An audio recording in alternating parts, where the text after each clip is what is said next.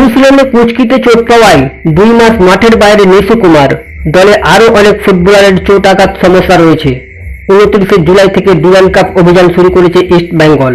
সেই কারণে মোহনবাগানের প্রাক্তন ক্যাপ্টেন প্রীতম কোটাল, রাহুল কেপি ও ভিঘ্নেশ দক্ষিণামূর্তিকে সই করাতে ঝাঁপাল লাল হলুদ।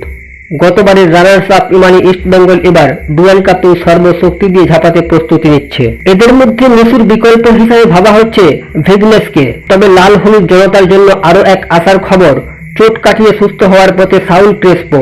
তিনি বেশ কয়েকদিন অনুশীলন না করলেও শুক্রবার নেমেছেন দলের প্র্যাকটিসে।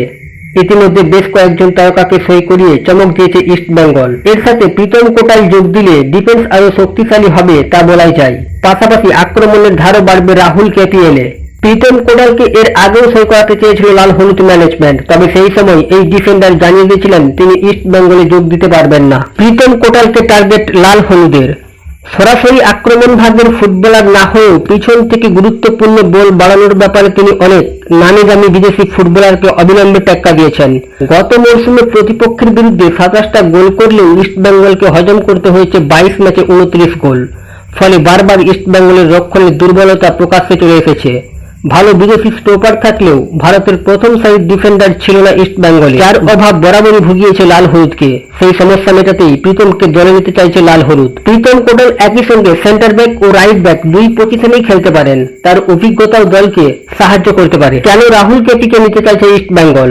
2017 সালে অনূর্ধ্ব-17 বিশ্বকাপে নজর কাড়েন রাহুল।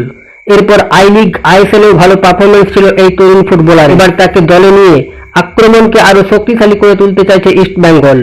নরেম মহেশ সিং, নন্দকুমার শেখরের সঙ্গে রাহুল থাকলে মশাল ব্রিগেডের প্রধান কোচ কার্লোস কোয়াদ্রাত ঘুরিয়ে ফিরিয়ে সবাইকে ব্যবহার করার সুযোগ পাবেন। রাহুলের গতি আছে, তার ড্রিবলিং, পাসিংও ভালো। এই দক্ষতা কাজে লাগানোর চেষ্টা করবে লাল হলুদ কোচ।